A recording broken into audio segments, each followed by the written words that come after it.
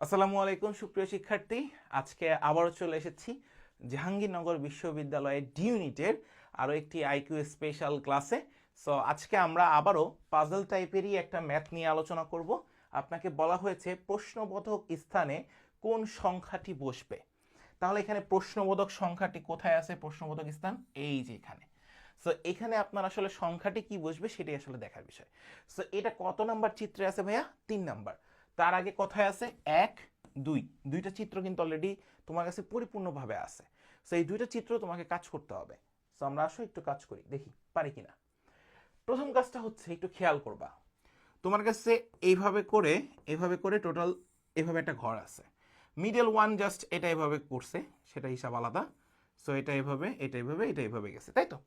এখন একটু খেয়াল করো, এই যে মিডল ম্যানটা গেছে, এই মিডল ম্যানের উপরে হচ্ছিল 3টা, নিচে হচ্ছিল 3টা। তাহলে একটু খেয়াল করি আমরা পারি কিনা। আমরা একটা কাজ করি, 4-এর সাথে 9কে ভালো মতো বুঝবা, উপরে 3টা পার্ট নিয়ে কাজ করতেছি। 4 আর 9কে যদি আমরা যোগ করি দেখি 13, ভালো মতো বুঝবা 13। 9 আর 6কে যদি আমরা মানে সরি 13-র সাথে যদি 6কে যোগ করি তাহলে হয়ে যাবে 19, ভালো মতো বুঝো। তাহলে হয়ে যায় কত? 19। এরপরে খেয়াল করো, 18, 9 আর 9 যোগ করলে 18, 18 আর 2 যোগ করলে হয় 20। তাহলে আমরা লিখতে পারি 18 যোগ 2 ইকুয়ালস টু হচ্ছে 20।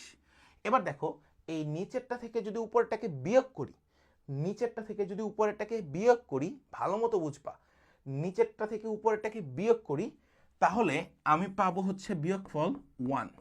বিয়োগফল কত পাবো ভাইয়া? 1। এটা কোন চিত্রের ক্ষেত্রে? প্রথম চিত্রে। আমি একটা কনসেপ্ট দাঁড় করালাম জাস্ট। এবার সেকেন্ড কনসেপ্টটাতে আসো, সেকেন্ড চিত্র, এটা ফার্স্ট।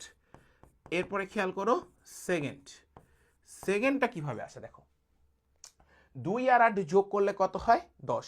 আর 10 আর 7 যোগ করলে কত হয়? 17। তাহলে প্রথমটাই তুমি পাইলা 17, সরি এটা এইভাবেই লিখি, 10 যোগ হচ্ছে হলো 7 ইকুয়ালস টু হচ্ছে হলো 17। এবার খেয়াল করো, 5 আর 4 যদি তুমি যোগ করো তাহলে তুমি পাবো হচ্ছে 9।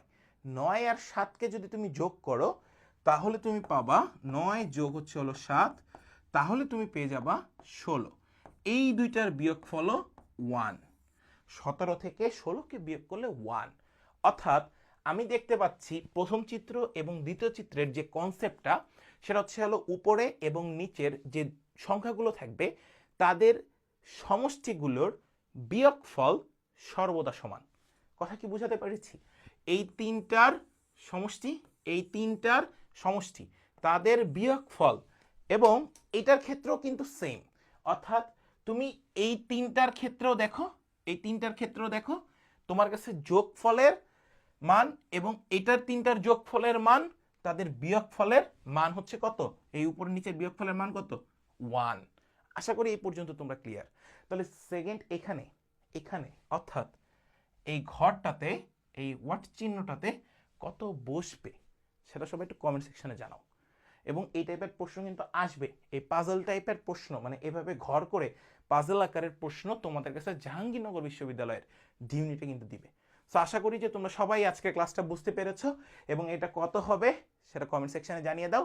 তাহলে নেক্সট আইকিউ সিরিজে আবারও দেখা হচ্ছে তোমাদের সাথে। আসসালামু আলাইকুম সবার সাথে।